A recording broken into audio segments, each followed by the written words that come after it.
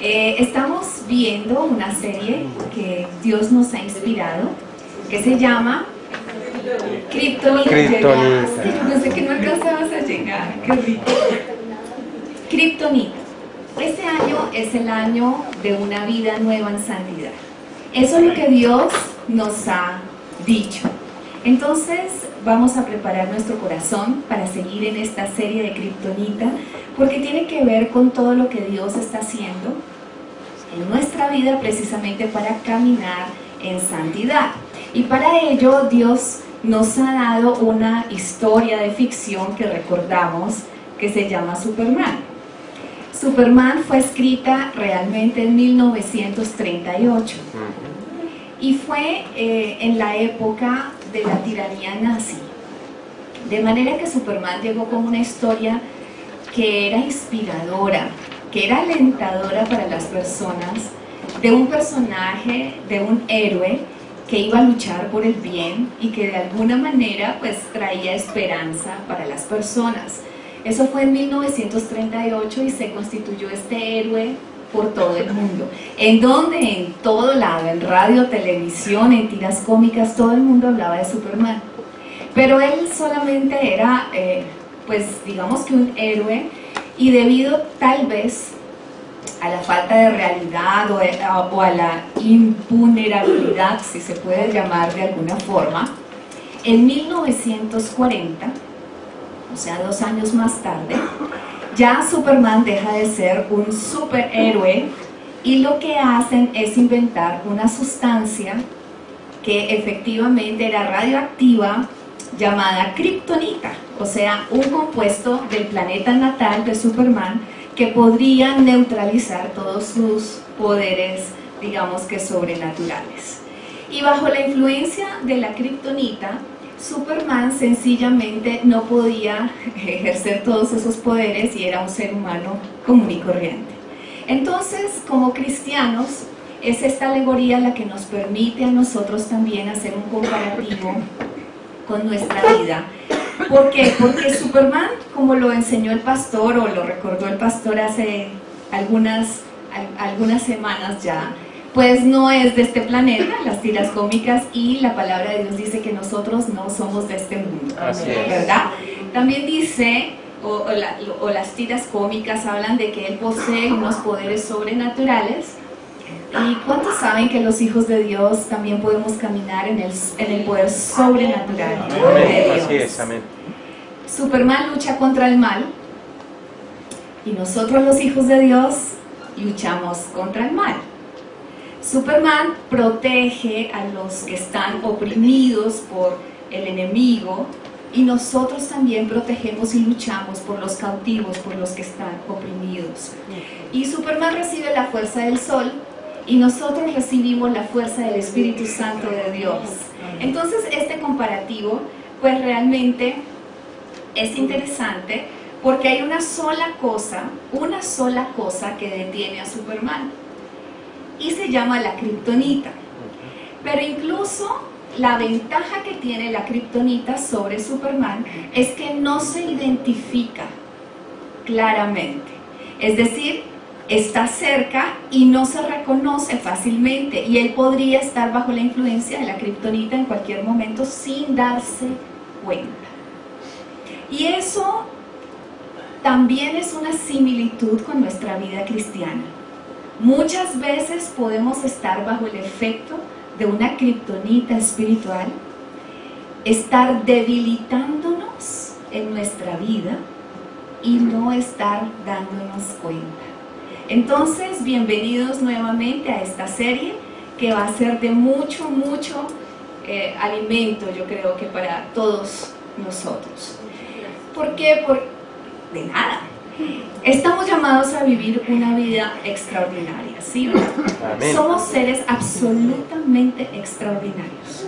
¿Por qué? Porque Cristo vive en nosotros. Amén. Como lo decía el doctor Arnulfo, realmente nosotros estamos llamados a vivir una vida abundante. Estamos llamados a hacer cosas realmente especiales. Estamos llamados a ser bendecidos. Nos ha dado Cristo todo lo que necesitamos. No hay nada nada, absolutamente nada, que nosotros necesitemos que no nos haya sido ya dado por el Señor. Entonces estamos en la capacidad de vivir una vida sobrenatural, de tener la mente de Cristo, de tener sabiduría, inteligencia, poder. Pero ¿por qué nuestras vidas no están brillando de esa manera? ¿Por qué nosotros estamos viviendo quizás lo que muchos, porque somos realmente lo que Dios quiso que nosotros fuéramos? Somos sus hijos, pero no estamos viviendo la vida que Dios quiere que nosotros vivamos, esa vida abundante que Él nos anuncia en la palabra. Y es por eso que nosotros estamos estudiando acerca de la kriptonita, para que nos identifiquemos y la matemos y la saquemos de nuestra vida. El mes pasado, ¿cuántos están disfrutando de tiempo con Dios? Amén. Créanme que si hay algo que fortalece a una iglesia es la lectura de la palabra. Amén. Y nosotros tenemos esta herramienta poderosa contra la kriptonita. Y el mes pasado, curiosamente, cuando yo abrí el tiempo con Dios, lo primero que leí fue un título que confrontó mucho mi vida, y espero que ustedes también la hayan leído. Y el título de este pasaje, de esta reflexión, es ¿realmente me amas? ¿Hay alguien que haya leído esta historia?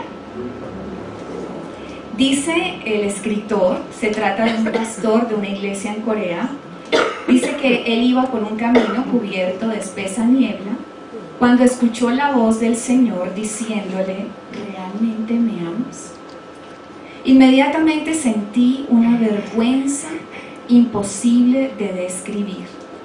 Se cayó de mi rostro la máscara que llevaba y descubrí que realmente no amaba a Dios. Y en un instante me llené de sufrimiento y lamento. No obstante, su gracia empezó a rebosar para que yo recibiera el perdón de mis pecados, y me inundó un sentimiento de arrepentimiento y reconciliación.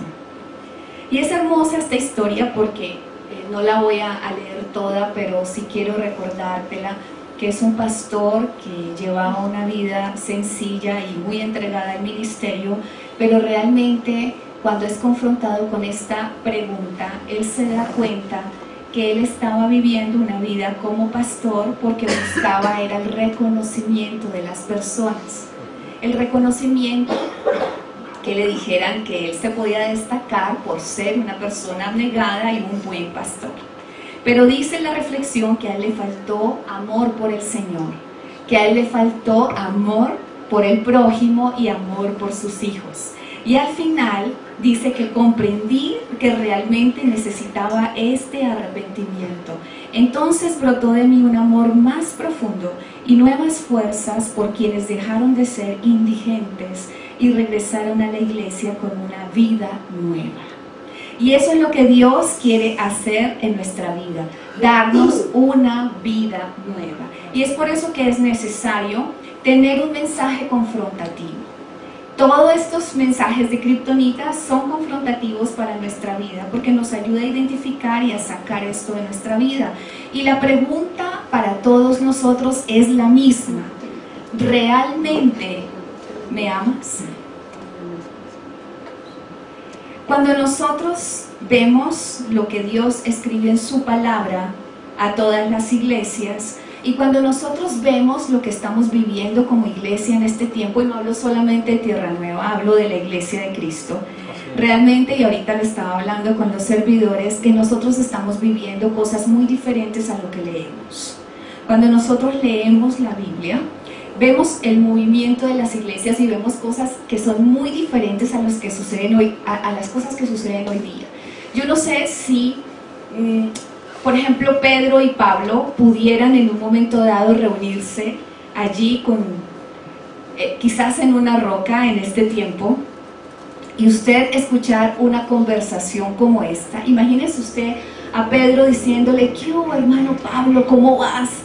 Y Pablo contestándole: pues bien, hombre, ahí, ¿y qué? ¿Y cómo va la iglesia?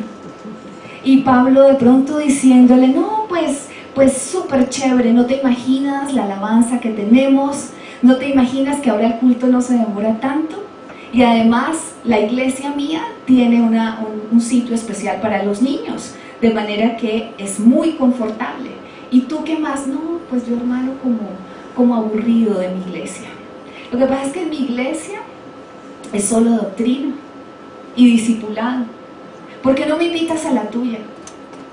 Y quizás Pablo conteste, bueno, sí, pero pues el próximo sábado no puedo porque Mateito, mi hijo, tiene partido de fútbol en el colegio y tengo que ir. Entonces, si te parece, en 15 días nos vemos. Y el otro, no, pues sí, listo, en 15 días nos vemos, pero mira, ¿y tienen reuniones para solteros? ¿Usted se imagina un diálogo de esos en Pedro, en Pablo, en Esteban, en Bernabé, en todos los apóstoles que realmente fueron mártires del Evangelio? ¿Ustedes qué se imaginan que pudieran escuchar ellos de las cosas que nosotros hablamos aquí en la iglesia? Porque nosotros pensamos que la iglesia es para eso. Tiene reunión de jóvenes, tienen programas, tienen reunión de niños, pero eso es muy diferente a lo que está escrito en esta palabra. Así es, amén. Es completamente diferente. Y creo que eso es parte de la kriptonita, porque nosotros hemos reducido el ministerio sagrado de la iglesia a una reunión o a un servicio de 1 hora el sábado. Eso es kriptonita. Entonces nuestra vida cristiana no está siendo consecuente con la urgencia que nosotros estamos viviendo en este momento. Yo creo que si tú le preguntas a un venezolano si él está viviendo con un sentido de urgencia entre la vida y la muerte, te va a decir que sí.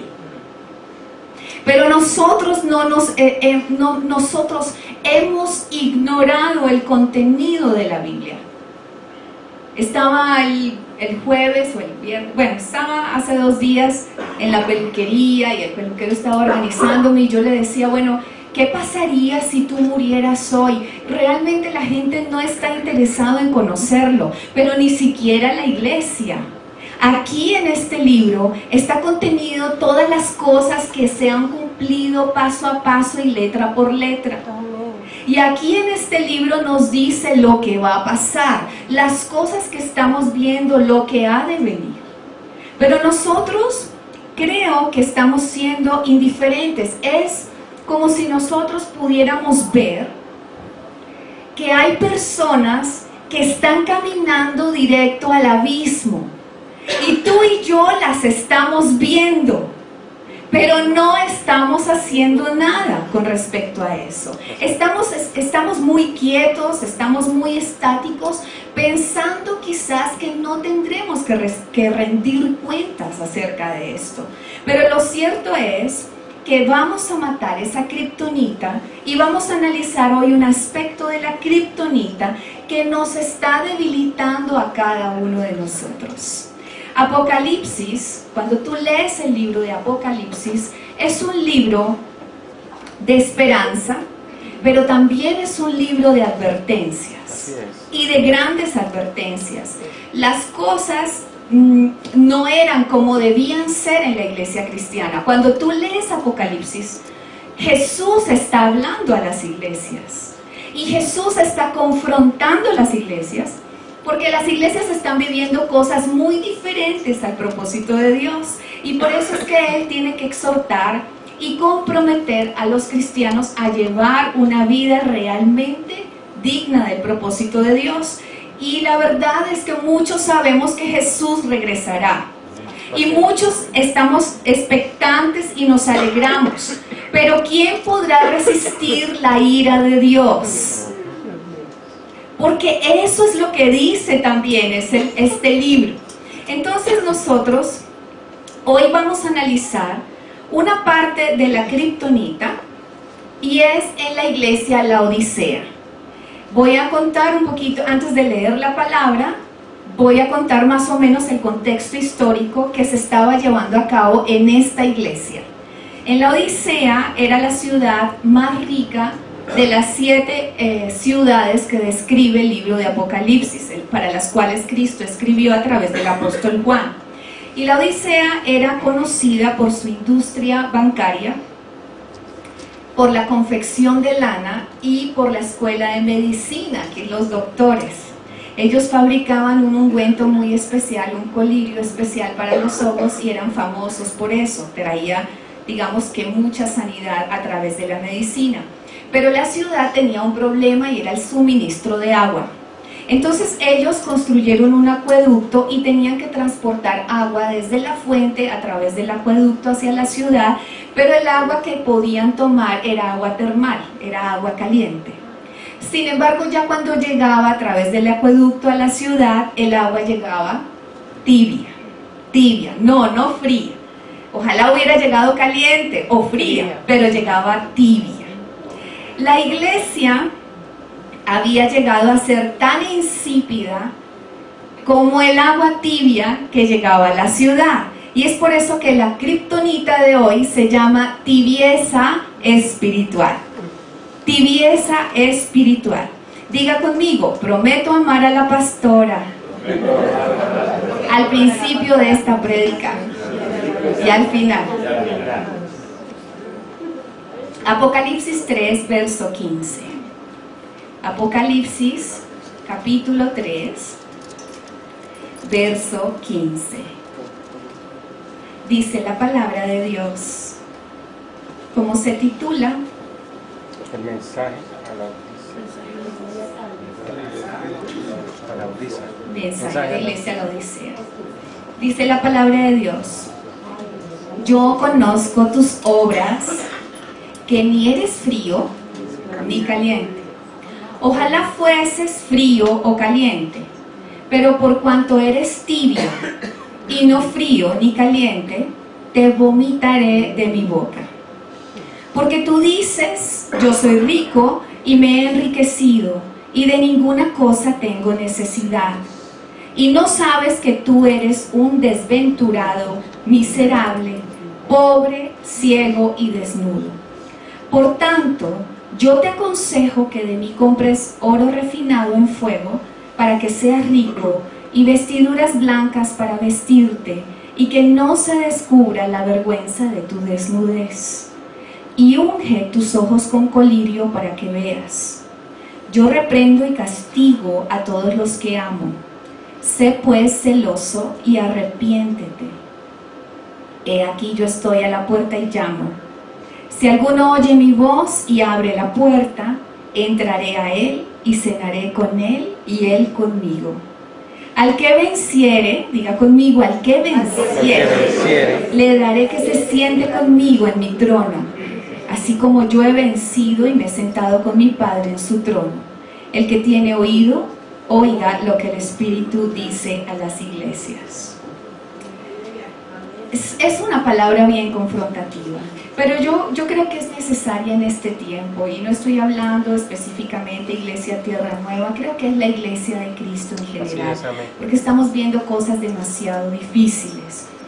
El agua tibia realmente es una bebida desagradable, produce o induce al vómito precisamente, y eso era lo que pasaba en la iglesia, la Odisea. Los creyentes de esta iglesia no tomaban una posición firme frente a lo moral y a lo espiritual. Y al no hacer nada para Cristo, esta iglesia endureció su corazón. Esta iglesia se sentía satisfecha porque tenían plática, porque estaban confortables, porque se sentaban en asientos cómodos, porque ya se conocían unos con otros, porque eran una familia maravillosa, pero en realidad no estaban haciendo la obra de Dios. Entonces Cristo, porque quien habla aquí es Cristo, quien habla aquí es Jesús, tiene que usar una de las expresiones más fuertes que yo he escuchado en la boca de Jesús. Y no hay manera agradable de interpretar esta palabra. Y dice, te vomitaré. Y aunque esta palabra es bien repulsiva, si tú realmente la analizas, cuando una persona vomita, es que ya ha entrado al cuerpo algo, el alimento, ¿cierto? Pero a causa de esa tibieza, tiene que expulsarla. Escuche, algo ya ha entrado al cuerpo, pero a causa de la tibieza es expulsada. Y es expulsada de manera brusca, abrupta, como arqueos. Bueno, no es necesario describir más, pero lo que Cristo quería mostrarles a estas personas, y lo dice muy fuerte, es que eran desventurados, miserables, pobres, ciegos y desnudos, peor que Shakira. ¿Sí o no? Sí. Y por eso él tenía que disciplinarlos. Dice, por tanto, yo te aconsejo que de mí compres oro refinado en fuego para que seas rico. Es decir, tu riqueza realmente no es la fuente de vida, no es lo que se espera. Y dice, y vestiduras blancas para vestirte, y que no se descubra la vergüenza de tu desnudez. Y unge tus ojos con colirio para que veas. Yo reprendo y castigo a todos los que amo. Sé pues celoso y arrepiéntete. En la Nueva Traducción Viviente dice, yo corrijo y disciplino a todos los que amo, por tanto sé diligente y arrepiéntete de tu indiferencia. Así es, amén. Entonces la iglesia tenía que venir y pasar por procesos. Cuando uno analiza el reino, y el doctor Arnulfo ahorita nos estaba hablando de no tomar el cielo que se parte, sino desde la perspectiva del reino. Cuando nosotros hablamos de reino, leemos la palabra de Dios y analizamos, por ejemplo, una de los pasajes más preciosos del reino, que es la parábola del sembrador. Nosotros vemos cómo la palabra o la semilla, el doctor nos estaba hablando de la semilla, es sembrada de diferentes formas. Y aunque no lo vamos a leer a razón del tiempo, solamente quiero recordar que en primera instancia la semilla cae sobre el camino. No sé si tú recuerdas. Entonces es cuando esta palabra o esta semilla es robada con rapidez. Y hay otra fase que cae en la roca. Y en la roca, aunque alcanza a germinar, debido a la superficialidad, pues la semilla tampoco va a germinar, ¿verdad? No hay profundidad, aunque hay un buen terreno en el sentido de seguramente para sembrar, pero había roca allí. Y cuando la semilla cae entre espinos, es ahogada. ¿Y por qué es ahogada? Por las preocupaciones de este mundo, por los afanes, por las riquezas, por los placeres. Entonces es muy difícil que la semilla dé fruto. Pero hay otro tipo de semilla que es sembrada en buena tierra. Y esa es la semilla que produce al 30, al 60 y al 100 por 1. El error nuestro, y digo nuestro, es suponer que somos buena tierra. Y voy a volverlo a decir. El error tuyo y el mío es suponer que por estar aquí somos buena tierra. Porque lo que el Señor va a ver no es la buena tierra ni la planta, sino el fruto. Al 30, al 60 o al 100 por 1. Entonces podemos ver o podemos venir a la iglesia, pero podemos ser el terreno que ahoga la semilla. Y si nosotros analizamos realmente nuestra vida, y en esto quiero que hagamos una evaluación de nuestro corazón. Yo quiero que tú te preguntes honestamente, desde que tienes una relación con Cristo, ¿realmente ha cambiado tu manera de vivir? De vivir, no de hablar. ¿Realmente ha cambiado tu manera de vivir? ¿Ves en tu vida evidencia? Cuando hablamos de evidencia, es cosas, no sé, tangibles, cuantificables, medibles, como el 30, el 60 y el 100 por 1. O sea, ¿ves tú evidencia del reino de Dios en tu vida? ¿Realmente estás expresando el reino de Dios? No nos contestemos quizás abiertamente, pero sí quiero que nosotros lo evaluemos, porque quizás muchos hemos enriquecido nuestro conocimiento y podemos hablar de una manera diferente, pero lo que nuestra vida expresa es posible que no sea cuantificable en el 30, en el 60 o en el 100 por 1. Y estaba el otro día, estábamos en Gilio quizás dictando la clase, y esta tarde con Emiliano estábamos leyendo una palabra específica, y la pregunta es: ¿cuándo tú sabes que realmente eres cristiano? Es una muy buena pregunta, porque todos creemos y decimos, sí, somos todos cristianos, pero yo creo que un buen factor determinante es cuando la gente vea tu vida y te vea a ti y diga, tiene que ser cristiano. No cuando tú mismo te llames cristiano, sino cuando la gente pueda reconocer que por la forma de actuar, de amar, quizás de vivir, tú reflejas a Cristo. Entonces la pregunta también es, ¿realmente nos hemos conformado con ser buenos y pensar que vamos a ir al cielo? ¿Será ese el quid del asunto en el reino? ¿O estaremos viviendo en una tibieza espiritual? Y para analizarlo, como vamos a hablar de cosas concretas, me tomé la tarea de investigar y extraer de la Biblia algunos aspectos de la vida de las personas que puedan reflejar que son personas tímidas.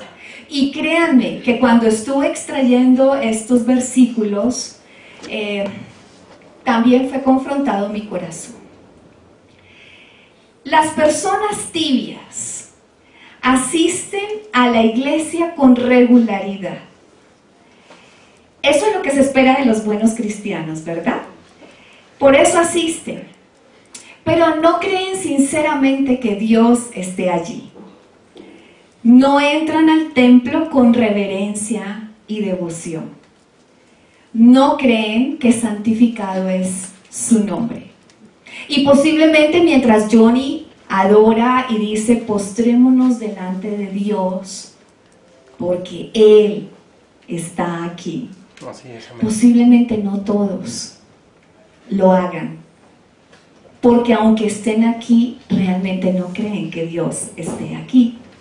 Y la palabra de Dios nos dice en Eclesiastés capítulo 5, vamos a buscarlo, Eclesiastés capítulo 5, verso 1. Eclesiastés capítulo 5, verso 1. Dice: cuando fueres a la casa de Dios, guarda tu pie. Yo quiero que tú pienses en una cosa.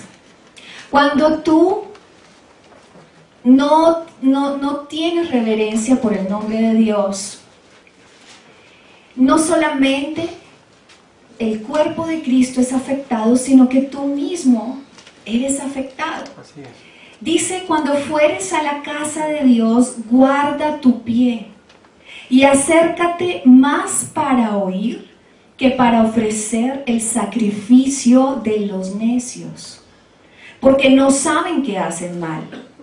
No te des prisa con tu boca, ni tu corazón se apresure a proferir palabra delante de Dios, porque Dios está en el cielo y tú sobre la tierra.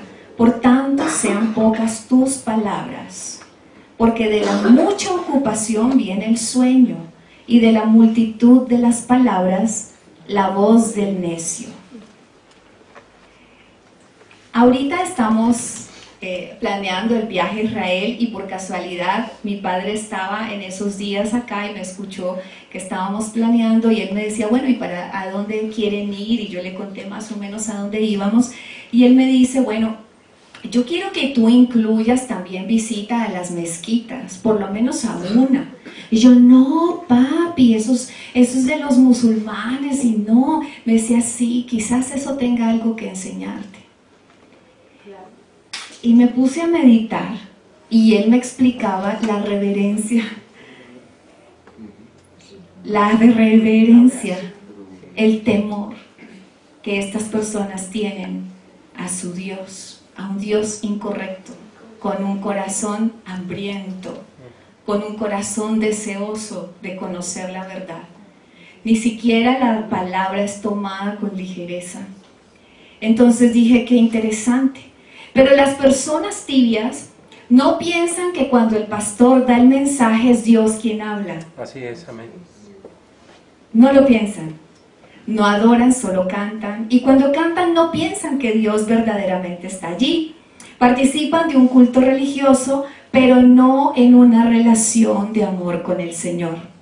Y la palabra de Dios dice en Isaías 29:13, dice pues el Señor, porque también lo dijo Jesús, porque este pueblo se acerca a mí con su boca y con sus labios me honra, pero su corazón está lejos de mí. Isaías 29:13. Las personas tibias vienen con el propósito de escuchar y evaluar el mensaje, pero no con la expectación de transformar sus vidas. Las personas tibias creen que la salvación es gratis y no necesitan hacer nada más que la oración de fe y esperar a que Cristo vuelva. En realidad no se preocupan por tener una relación con Jesús y poco les interesa leer la Biblia. Las personas tibias afirman que podemos ser cristianos sin ser discípulos. Voy a volverlo a repetir. Las personas tibias afirman que podemos ser cristianos sin ser discípulos. Pero cuando Jesús se despedía y cuando Él le da la instrucción a sus 12, le dice: id y hacer discípulos. Él no le dice ir, viajar y hacer la oración de fe para que las personas se conviertan al cristianismo y vengan a la iglesia, y lo importante finalmente es que se vayan para el cielo y no es necesario que se comprometan con nada. No, el Señor habló claramente de discípulos. Las personas tibias generalmente no descubren sus dones, los tienen un potencial maravilloso, pero como solamente conectan una vida religiosa, jamás descubren lo que hay dentro de ellos. Y ese don que cada uno de nosotros tiene, es importante para la edificación de la iglesia. Las personas tibias también tienden a enfocarse más en agradar a las personas que en agradar a Dios.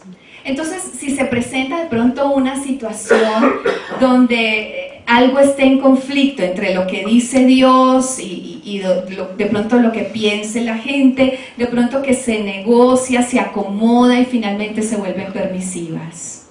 Pero la palabra de Dios dice, Filipenses capítulo 3, verso 18 al 19, lo voy a leer en la Nueva Traducción Viviente, si usted me lo permite, porque me gustó mucho esta traducción. Dice: pues ya les dije varias veces y ahora se los repito de nuevo con lágrimas en los ojos. Hay muchos cuya conducta demuestra que son verdaderos enemigos de la cruz de Cristo. Van camino a la destrucción. Su Dios son sus propios apetitos. Se jactan de cosas vergonzosas y solo piensan en la vida terrenal. Y es una carta que fue escrita del apóstol Pablo a la iglesia que estaba en Filipo. Entonces son muchas cosas que considerar. ¿Quieren escuchar más? Amén. ¿O cierro ya? Amén. Es que es kriptonita y nos puede estar debilitando y podemos creer que no tiene que ver con nuestra vida, y créanme, tiene que ver. Así es. Las personas tibias realmente no quieren ser salvas del pecado. Las personas tibias solamente quieren ser salvas del castigo del pecado, pero realmente no aborrecen el pecado que están cometiendo, solamente se portan bien, lo reprimen, porque la palabra lo dice, pero no creen realmente que la vida nueva que ofrece Jesús a través de su palabra es mucho mejor que la vida de pecado que están llevando. Yo sé que no gusta mucho, pero así es. Así es, amén. Entonces por eso luchan con el pecado, o tú los escuchas decir, no, yo sí creo en Dios, pero yo no soy como esos cristianos fanáticos. ¿Ha escuchado usted alguna vez eso? Sí, yo creo en Dios, pero pues yo no estoy interesado en involucrarme en ningún asunto de la iglesia. O las personas tibias denominan radical a lo que Jesús esperaba realmente de sus seguidores. Solo decimos, no, fanáticos. ¿Sí o no? Bien, las personas tibias servirán a Dios y a los demás, pero hay un límite para su servicio. Y es en cuanto a qué tan lejos puede llegar, cuánto tiempo pueden invertir dinero o energía, si se ajusta a su agenda o a sus compromisos o si no se ajusta. Y esto pasó y Jesús lo identificó en el muchacho que era rico. ¿Recuerdan la parábola del joven rico? Y él le dice, bueno, haz esto o aquello, y el joven rico le dice, todo lo he guardado desde mi juventud. Y Jesús, oyendo esto, le dijo, aún te falta una cosa, vende todo lo que tienes y dalo a los pobres y tendrás tesoro en el cielo, y ven y sígueme. Entonces él, oyendo esto, se puso muy triste porque era muy rico. Y el joven rico fue alguien que fue invitado por Jesús a seguirle, pero no le siguió. Y a veces nosotros queremos decir, sí, queremos servir al Señor, pero a la hora del llamado tiene que acomodarse de pronto a su horario, a su agenda, a su facilidad, y no vemos muchas cosas que otros sí estuvieran dispuestos a pagar. Por ejemplo, escuchábamos en la graduación de Giliu de una tribu indígena que está haciendo la Universidad de Teología. ¿Recuerdan los que fuimos allí a esta reunión? Esta tribu es una tribu en el Baupés y ellos hacen Giliu. Pero para llegar al sitio de la universidad, ellos deben caminar durante 8 horas el día viernes para llegar a la clase. Y cuando llegan a la clase, toman la clase, pero como termina tarde la clase, ellos se quedan a dormir en un sitio sobre la tierra, no hay camas. ¿Sí o no? No hay camas. Para que al otro día ellos regresen nuevamente a su tribu y continúen su labor. ¿Usted se imagina esto? Pero hay personas que dicen, no, pastora, no fui, es que había un aguacero. ¿Sí o no? Ay, es que ese sábado hubo pico y placa. Es verdad, es verdad. Y ahorita escuchaba a César, que yo decía, César, ¿puedo contar tu testimonio? Claro. Venga para acá. Es que él no es una persona tibia. Venga y nos cuenta el testimonio. Buenas tardes para todos. Buenas tardes. Otra vez parado acá en honra y gloria del Señor Jesucristo. Quiero contarles algo muy increíble que me sucedió. Que día lo conté de una manera muy normal. Hubo oportunidad de los que se fueron conmigo el jueves de la noche de escucharlo total. Y fue lo siguiente. El año pasado yo hice el panorama bíblico completo. Y se comenzó a hablar del estudio de Giliu. Y a mí yo comencé a organizar todo para poder estar en Giliu. Yo estudié bachillerato en los años 74, 75. Y yo me acuerdo que yo hice sexto bachillerato, que en esa época es lo que llaman ahorita 11. Pero por circunstancias de traslado de ciudad, de La Dorada Caldas, donde yo estudiaba en el Instituto Nacional Dorada, hacia acá Bogotá con mis papás, no terminé el 11. Pero yo estudié como hasta septiembre, octubre del 11, ¿sí? Yo me vine y nunca me gradué, y entonces llamé para ver si yo podía tener derecho a mi diploma pues, de bachillerato, y me dijeron, no señor, tiene que repetir el 11. Y entonces comenzó el maligno, ¿no? Ahí, la vaina, pero ahorita yo qué voy a hacer, y Gilio dicen que tiene que tener el bachillerato y no sé qué, y no sé cuándo, y comienza el maligno con la voz de mi hija, no, pero papá, usted ya está muy viejo, eso ya qué, eso no sé qué, yo sí, todo, sí, bueno, sí, y pasaron los días y el tiempo, por ahí me llamó mi gran amigo Emiliano, como siempre, el pendiente, hermano, no se vaya a quedar, no sé qué, yo, no, tranquilo, fresco, y el día que había decidido que ya no iba a hacer Gilius por el tema del bachillerato, me pidieron el favor que fuera por el pan, bajando la escalera por debajo de la puerta, pan y en su bachillerato. Increíble, y yo no.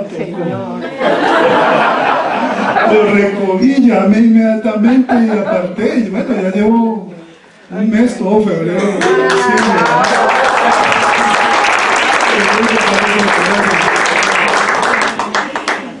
Es hermoso, está validando su bachillerato porque quiere ser un ministro competente. Amén, así es. Ahorita que llegué me dice, pastor, adivine qué. Y yo, ¿qué? Me dice, me dan tarea en el colegio.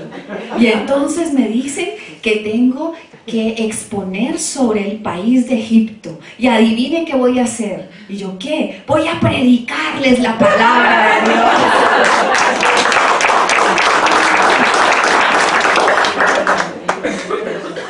Amén. Y esto nos debe enseñar a nosotros. Mira cuántas sillas vacías hay a tu alrededor. Y quizás pienses, ay, es que los pastores no invitaron a nadie. Y es porque las personas tibias raramente comparten su fe con sus vecinos, compañeros de trabajo o amigos. Las personas tibias no quieren ser rechazados, ni tampoco quieren hacer sentir incómoda a la gente al hablar sobre asuntos de religión. Entonces vamos a abrir Mateo 10, verso 32. Mateo 10, verso 32, que dice, a cualquiera pues que me confiese delante de los hombres, así como César, yo también le confesaré delante de mi Padre que está en los cielos. Y a cualquiera que me niegue delante de los hombres, yo también le negaré delante de mi Padre que está en los cielos. Amén. ¿Quieren saber más? Hay más. Las personas tibias justifican su falta de compromiso debido a las fallas de los demás cristianos.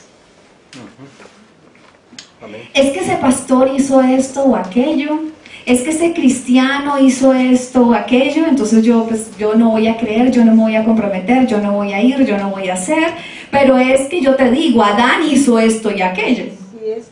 Pero para eso vino Jesús. Jesús vino no solamente a mostrarnos el camino, sino a ser Él un modelo de vida. Amén. El modelo de vida es Jesús. Y eso es lo que nosotros tenemos que aprender.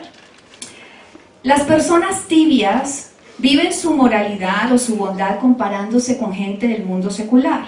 Y como se consideran mejor que las personas del mundo, pues se sienten cómodos y confortables, se sienten satisfechos.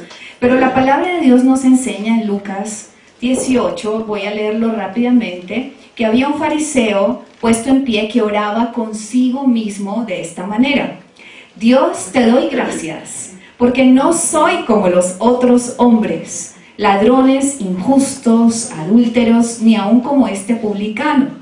Ayuno 2 veces a la semana, doy diezmos de todo lo que gano. Mas el publicano, estando lejos, no quería ni aún alzar los ojos al cielo, sino que se golpeaba el pecho diciendo: Dios, sé propicio a mí, pecador. Os digo que éste descendió a su casa justificado antes que el otro, porque cualquiera que se enaltece será humillado, y el que se humilla será enaltecido. Las personas tibias dicen que aman a Jesús, es verdad, pero no aman la iglesia. No van a la iglesia y sus miembros, o sea, no ven a la iglesia ni a sus miembros como una familia. Los ven como personas extrañas, y si menos contacto tienen como que mucho mejor. Pero la palabra de Dios dice, un mandamiento nuevo os doy, que os améis unos a otros, como yo os he amado, que también os améis unos a otros. Y este es el verso al que quería llegar. En esto conocerán todos que sois mis discípulos, si tuvieres amor los unos con los otros. Es decir, si alguien quiere realmente reconocer que alguien es cristiano, observe si esa persona ama a los demás. Amén. ¿Cierto? Si realmente hay un verdadero amor hacia los demás. Entonces, hemos llegado, quizá hay muchas más cosas que delatan que hay kriptonita en una iglesia. La kriptonita es la tibieza espiritual. Puedes estar asistiendo, puedes llevar años. Aquí hay personas que han venido 3 o 4 veces desde hace más de 10 años y lo dicen, pero la palabra de Dios nos dice: examinaos a vosotros mismos. Abramos la palabra en 2 de Corintios capítulo 13. Amén. Dice el verso 5: examinaos a vosotros mismos si estáis en la fe, probaos a vosotros mismos. ¿O no os conocéis a vosotros mismos que Jesucristo está en vosotros, a menos que estéis reprobados? Es el momento en que nosotros debemos ver que si es posible que no estemos manifestando el reino de Dios, que si estamos manifestando estancamiento en nuestra vida, que si no estamos viendo crecimiento, es posible que tengamos que examinar si este tipo de kriptonita está en nosotros. Hace 8 días vino el conferencista, amigo del doctor Arnulfo, que es el conferencista de la reunión de parejas, ahí vamos a anticiparle, y él nos hablaba de un testimonio, ustedes corríjanme porque es más o menos así. Es un muchacho que estaba apasionado por enlistarse en la marina, pero a este muchacho quería enlistarse en la marina, pero no le gustaba hacer ejercicio.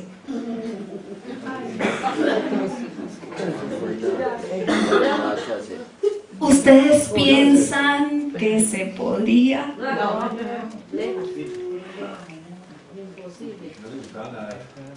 ¿No le gustaba nada? Eso está mejor. Pues esto debe hablar a nuestro corazón, porque Jesús pide todo. Amén, así es. Jesús pide todo. Y yo te digo porque Jesús pide todo de ti, porque Él lo dio todo. Amén, así es. Él lo dio todo. Él se entregó por completo. Entonces, ¿por qué razón nosotros tratamos de darle menos? Dice la palabra de Dios, la sal es buena para condimentar, pero si pierde su sabor, ¿cómo la harán salada de nuevo? La sal sin sabor no sirve ni para la tierra ni para el abono. Estas duras palabras. Lucas 14, 34, 35. Se tira. El que tiene oídos para oír, debe escuchar y entender. Nosotros somos sal de la tierra, pero si hemos perdido el sabor, si somos tibios, si realmente nosotros no nos entregamos, de nada sirve que tengamos buena teología, de nada sirve que tengamos conocimiento. Él quiere que realmente nosotros le conozcamos a Él y le amemos. Y la pregunta vuelve aquí al principio: ¿realmente me amas? Y la respuesta quizás que tengamos que darle es: auxilio, Señor, Así es, amén. no te amo. Dios quiere cambiarnos. Él murió para que nosotros pudiéramos cambiar. Y la respuesta está en permitirle a Él que nos cambie. No, la respuesta no es que te portes bien para ir al cielo. Eso Así está es, muy amén. lejos de lo que Jesús nos enseña en la palabra. La respuesta es morir. es permitirle a Él entrar. Y por eso volvemos a Apocalipsis capítulo 3, que es donde nosotros empezamos. Apocalipsis capítulo 3 dice: he aquí, yo estoy a la puerta y llamo. Esta no es un verso que se deba usar para que una persona nazca de nuevo, que es lo que nosotros en la Iglesia de Cristo utilizamos comúnmente.